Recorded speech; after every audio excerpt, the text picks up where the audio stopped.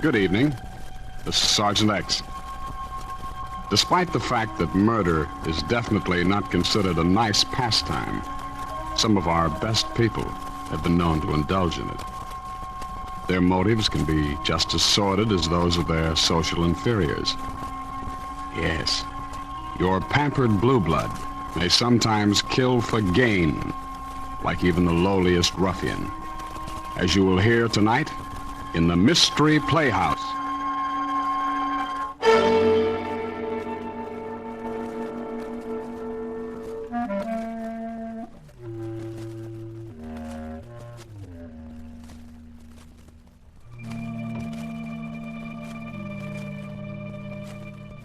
Tonight, we welcome back to the Mystery Playhouse stage two of our favorite guests, the famous young couple of crime detection, Mr. and Mrs. North. The Norths, Pamela and Jerry to you, although apparently, just like any of a million or so other young married people, managed to have the most extraordinary things happen to them over and over again. In fact, life with the Norths has never been known to contain a dull moment, which undoubtedly serves to set them aside from the other married people quite decisively. Jerry North is in his publisher's office as the curtain rises, and at the moment is contemplating the fruits of a hard day's work, namely home, wife, and dinner. As a matter of fact, it looks like he's starting to head that way right now. Hello, darling. I didn't expect you. What brings you here? My yellow handbag. What? Yes, it doesn't match this hat. Well? So I left it home. Oh. It has all my money in it. Uh-huh. And my feet are tired, darling. I walked down, but I don't feel like walking home, so I dropped in here to let you take me. Okay. You see, Jerry, the purse was in the yellow bag, but I took the white bag on account of the hat, like I told It's you. all right, sweetheart. You don't have to go into such a long explanation for a nickel carpet. Oh, it's not only a nickel, Jerry. I was shopping, but the salesman looked so snooty when I discovered that I didn't have my purse that I can't decide whether I want you to go back and give him $7.89 or a punch in the nose. We'll settle for the $7.89. I've had a hard day. Now what? Yes?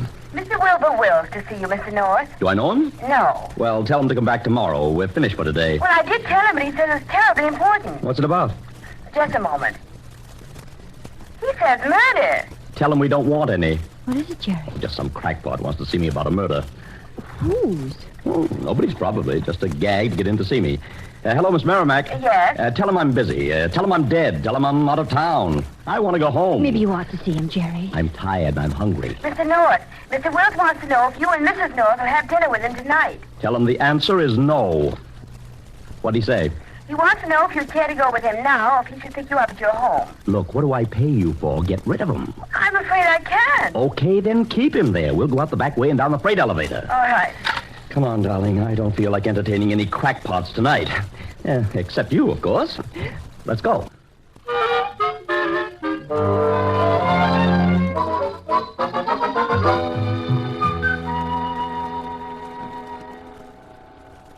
Mr. North rides the freight elevator. Fine business. Well, you could have at least talked to Mr. Wills, Jerry. No, sweetheart. He'd have talked to me, and I didn't feel like listening. It might have been important. Well, he can come back tomorrow. Now, right through this side door. And we can get out of the building before he... Mr. and Mrs. North, hello. Allow me to introduce myself. The name is Wills. Wilbur Wills. The name is Mud if you don't stop haunting me. Not a ghost of a chance. You get it? The haunting ghost? Say, why am I laughing? I'm very unhappy. Are you? Yes. Murder's a nasty business, especially when it strikes so close to home. Well, I'm warning you. If you don't leave me alone, it's going to strike very close. This isn't a joking matter, Mr. North. I'm prepared to pay good money if you'll catch a murderer for me. But we're not professional detectives. It's all right. He's not a professional murderer. Oh, what's it all about, Mr. Wills? Simple. I want a murder solved. From what I've heard, I thought you two would be the ones to solve it. Well, who's been killed? Nobody. Yet. I beg your pardon. I simply mean the murder hasn't been committed yet. Oh, that's what you said. But it will be tonight. That's why I want you to come with me. I thought it would help if you were present when it happens. When it happens? But, Mr. Wills, you can't just sit back and let things like that happen. We ought to try to prevent it. I'm afraid that's impossible. I know Ray and Irene. Who are they? Ray's my nephew. Irene is his wife. And you think they're going to murder someone tonight? I'm sure of it. Whom are they going to murder? Me. What? Yes. But we mustn't let them. My dear Mrs. North, when somebody wants to kill somebody, it's almost impossible for somebody else to prevent it. There are so many ways to kill and so many opportunities. Why don't you call the police? They think I was crazy. Besides, if they did protect me now, Ray would get me some other time. And they can't lock him up, not until he does something. But when he does something, it'll be too late. Precisely. What makes you think he'll kill you tonight? The note is due tomorrow. Note? My nephew, Ray, that is, signed a note for $20,000. It's due tomorrow, but he hasn't the money. Wants me to give it to him. I've made it clear to him I won't help him, but he's coming tonight to make one last plea. And when I turn him down again, he'll be in a fury. He threatened me last time. This time he'll act. If I were you, I'd give him the money. Then he'd always have me under his thumb. Anytime he wanted anything, all he'd have to do would be to threaten. I see what you mean. No, I can't give in, and I can't stop him. But I can get revenge. If you'll help. Prove he killed me and get him convicted. I'd rather prevent the murder. You can't. We can try. Jerry, let's accept Mr. Will's invitation to have dinner with him. With me and my wife. And my nephew and his wife. Okay, Mr. Wills, you win. You have Pam interested. You know, Pam, someday you're going to be the death of me.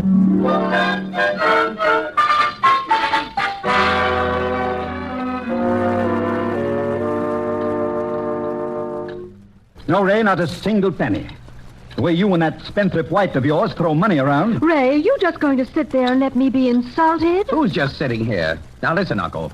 Just because you're a pinch-penny old miser, it's no reason to expect everyone else to be the same. I keep my money. Yes, and it doesn't do anybody else any good. Not even you. We're young. We have a right to... Now, don't start that again. Now, everyone. Must we carry on like this at the table? Remember, we have guests. Oh, it's quite all right, Mrs. Wills. Jerry and I don't mind. But it's bad for the digestion. I read an article that said more stomach trouble is caused by arguments than by pastry. And you know how that can distress one.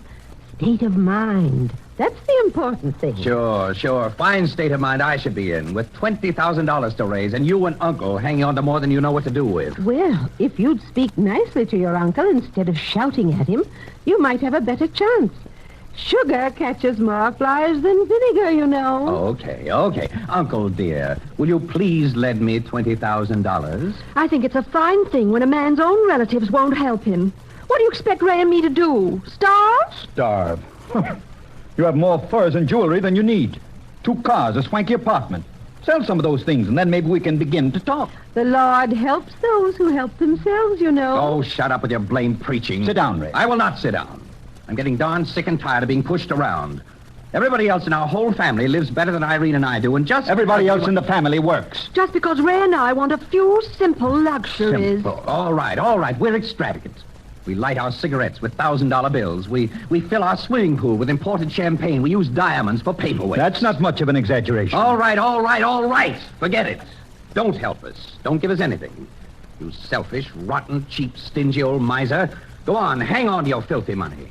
But if you wake up some morning with a knife in your stomach, don't say I didn't warn you. Now, Raymond. Must we raise our voice? Oh, nuts. Ray, wait! Oh, dear me, Wilbur. When Raymond gets into one of those fits, there's no telling what he'll do. I know what he's going to do. Perhaps you should give him what he wants. Never. I'm terribly sorry your dinner was spoiled this way, Mr. and Mrs. North. But Ray has such a nasty temper, and he can be so mean. I warned them to expect it. I can't help worrying when he acts like this, dear. Perhaps his bark is worse than his bite, Mrs. Wills. Oh, you don't know Raymond, Mrs. North. You don't know how mean he can be. Tell them about Waffles, Wilbur. Waffles? He was a puppy.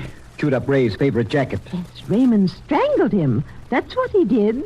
Strangled him. How awful. I'm worried. Well, Pam and I'll try to see that nothing happens, Mrs. Wills. What can you do? Well, when Ray calms down a bit, I'd like to have a talk with him. In the meantime, I think you two had better go upstairs and lock your door. It's useless, North. We'll see. Anyway, do what I tell you, will you, please? But I tell you, there's no way... Look, you asked us to come here. It was your idea. If you want us to stay, please do what we tell you. All right, then. We will. And don't worry. Nobody's going to stick any knives in anybody tonight. I hope.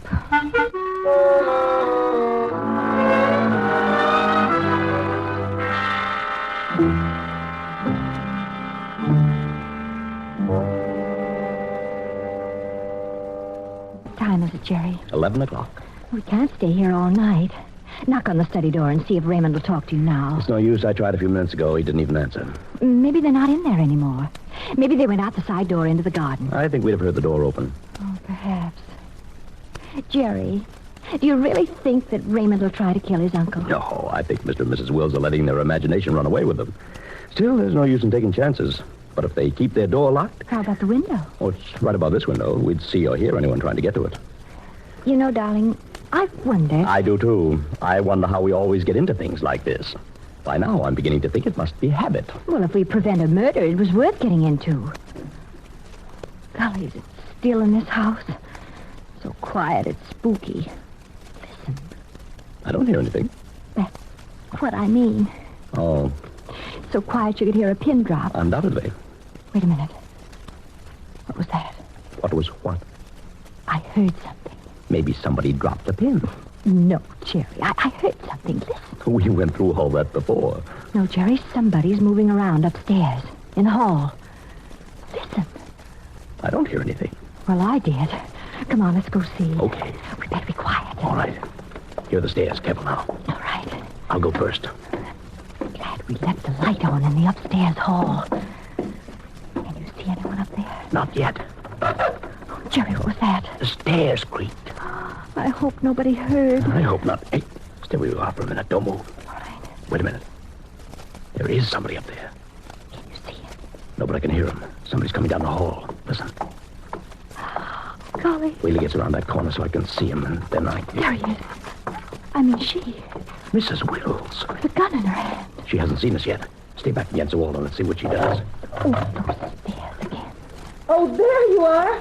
Stay right where you are. Do you hear? Don't move. Don't move an inch or I'll shoot. Okay, but what's the idea, Mrs. Wills? Oh, is that you, Mr. North? Yes. Oh, I thought you said you'd stay in your room. but I heard something. At least I thought I did. I came out to investigate. I warned you not to unlock your door. But I heard something. And you know, he who hesitates is lost. I thought I'd better come out and see. Did you leave the bedroom door unlocked? Why, I don't know. I believe I did. Well, come on. We better get back there. That's right. Dear, do you think that... Oh, dear. Oh, my goodness. Oh, hurry. We are, my dear. We are. You know, I've been so distressed. I do wish Wilbur weren't so pig-headed. If he'd only give in to Raymond. Oh, but he couldn't. He just couldn't. Well, here we are. Good. Here he is on the bed. Is he... Jerry, is he... I don't know. Oh, it's you. You woke me up. Oh, were you asleep? You must have been, or you couldn't have awakened me, could you now? But how could you sleep? I mean, if you expected to be killed. Staying awake wouldn't help. When I'm awake, I worry. So I sleep. But I can't sleep when I worry. I can't either. Then I can't worry when I sleep. So that evens things. But how do you get to sleep? Simple. I just tried to stay awake. Oh. Linda, what's that you've got in your hand? What? It's just A gun. Where did you get it? why, in one of those pawn shop places. I've been so worried about you lately, dear, I figured I'd just better be prepared. You have a license for it, Mrs. Wills? Oh, no. The man said I wouldn't need any. He was such a nice man. So helpful and considerate. The pawn shop man? Yes. First, he did say something about a license, but when I promised not to shoot anybody unless they tried to kill somebody first, he said it would be all right. If I paid him $100, that is. Wasn't that nice? Yes, wasn't it? So's $100. I beg your pardon? Never mind. But you better let me have that gun. And then please stay in this room and don't unlock the door again. Oh, I can't let you have my gun. I might need it. Not if you do what I tell you. Anyway, Melinda, you wouldn't know how to shoot it. Oh, I don't want to shoot it. I wouldn't think of it. As a matter of fact, I don't believe it will shoot. I just want it to frighten people with. I think you'd better give it to Mr. North, my dear. But I don't want to. And if it won't shoot... How do you know it won't shoot? Well, it's so old and rusty. Of course, the man assured me it would shoot, but... Oh, what was that? The man was right. Oh, my goodness. Oh, my heavens. Oh, dear. Here, Mr. North, take it quickly. Thank you. Oh, my, what did I hit? Oh, nothing. The bullet went in the wall next to Pam and... Uh-oh. What's the matter, Jerry? Darling, you have only one earring. What? Have only one earring. Oh. Oh!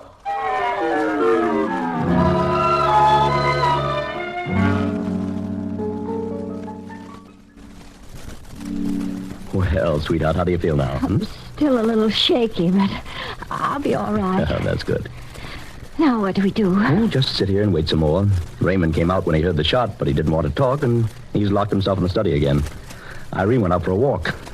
Jerry, you know, I don't believe Raymond means to kill his uncle. He was just talk. I think you're right. The whole thing is just imagination. But we might as well... Gollies, that wasn't imagination. Somebody playing with guns again. Only this time, I'm afraid they weren't playing.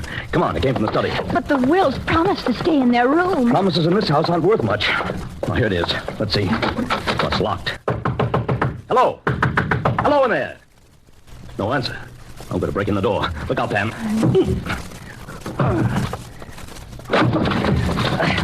There we are. Now... Oh, Jerry, look. Yeah, I see. So Raymond did kill somebody after all. Yes. Himself.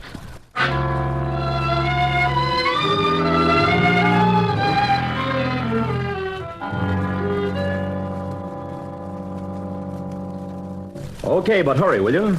Sure, we'll be right here. Goodbye. The police will be right over, Pam. Oh, good. Because it's not going to be easy keeping the Wills and Irene out of the study. Don't you think they all acted rather strangely when we told them Raymond was dead? Well, the Wills seemed relieved. Yes, and Irene seemed to take it pretty coolly, don't you think? Yes, but she's crying now. I guess she was just stunned before. Yeah, I guess so. You know, Jerry, it's strange that Raymond killed himself, though, isn't it? Somehow he didn't seem the type. Of course, he was in bed, but He so... didn't kill himself, darling. Raymond didn't kill himself. He was murdered. Are you sure, Jerry? Pretty sure. He was shot in the heart from the front. But from the position of the shot, he'd have had to hold the gun in a very awkward position to do it himself. I see. Well, in that case... Jerry, were there any powder burns? Yes, why? I have a hunch. I'll bet I know who killed him. Good, but can you prove it? Let's see. If we make believe that we saw what happened, that we saw someone leaving the study... That wouldn't fool anyone. Well, how do you know? Well, I mean, it wouldn't fool the murderer, because the murderer knows what really happened in detail, and wouldn't believe us unless we gave enough details. Well, we'll give details. But we don't know the details. Did the murderer run from the study or just creep away? Did he or she go toward the front of the house or the back? Did he or she... Don't worry, Jerry. We'll have plenty of details. But will they be the right details? Of course not, Jerry, but that won't matter. What do you mean it won't matter? Well, there are some things the murderer doesn't know. And sometimes, darling, what you don't know does hurt you.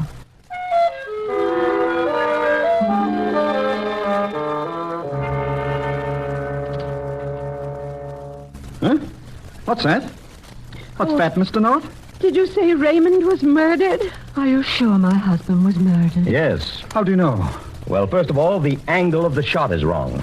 You mean he couldn't have shot himself? I mean, it's very unlikely. But not impossible. No, not impossible. I see. But the angle of the shot isn't all. There's something else. What? Well, you and your wife claim you were in your bedroom when the shot was fired. And Raymond's wife claims she was outside taking a walk. That's right. Yes.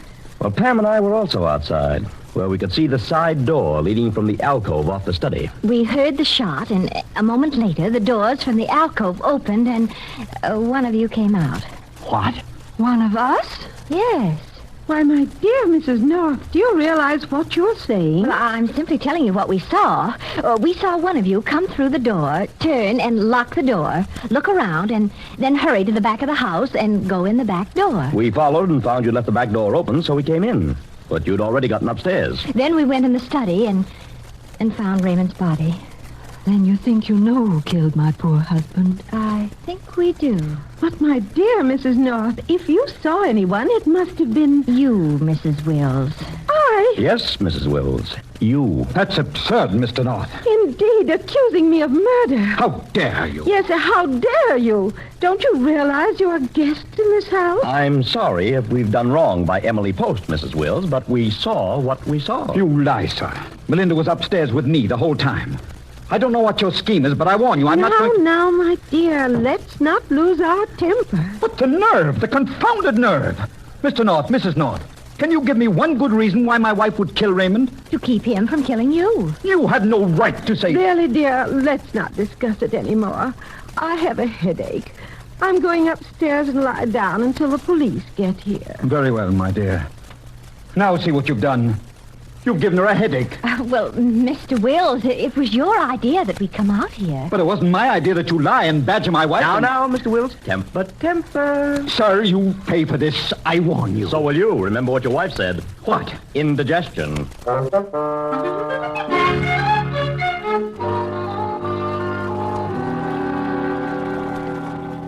Here's her room, Jerry. Okay. Who's there? The Norths.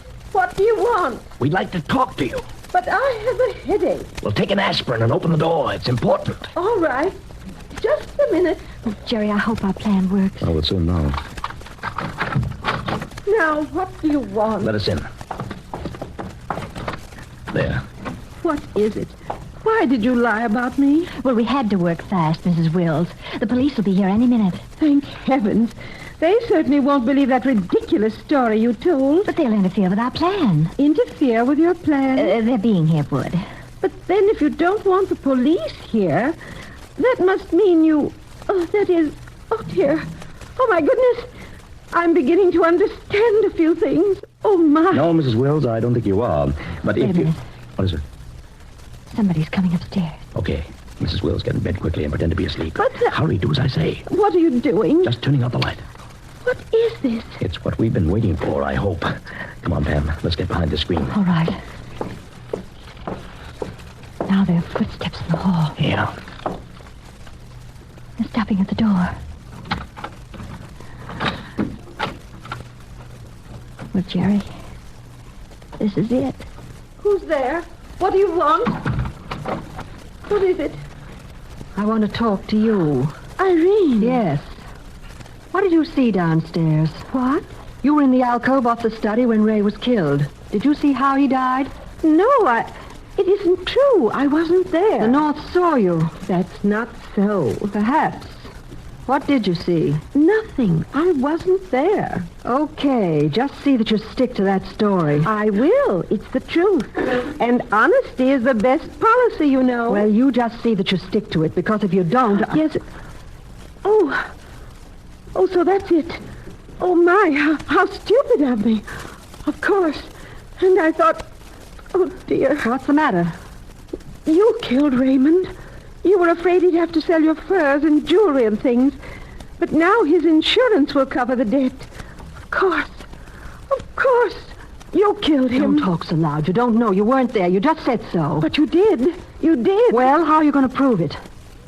Well, I warn you, if you so much as open your mouth when the police get here... I won't, I promise. Well, you better keep that promise.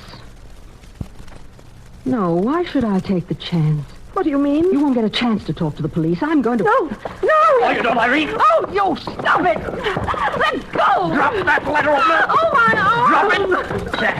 Yeah, that's better. What's that? I guess it's the police. Better late than never. Good. Get them up here and let them take this wildcat off my hands. My goodness. I'll get even with you for this. All of you, you dirty Oh, now, Irene. Let's not say anything we'll be sorry for. Oh, shut up. Oh, what manners.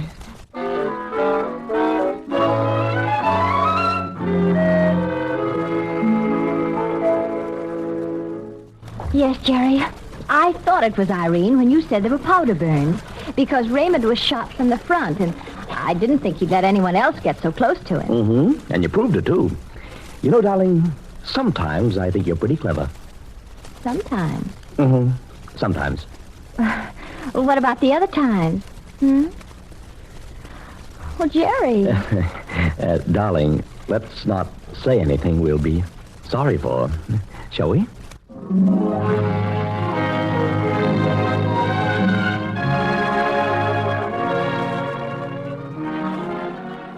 Well, Jerry and Pam, nice to have had you with us once again. We'll be running into you, too, in the near future, I'm sure. Because you, Mr. and Mrs. North, are high on our preferred guest list. So goodbye until next time, kids. And that should be soon. This is Sergeant X, closing the doors of the Mystery Playhouse. Good night. Sleep tight.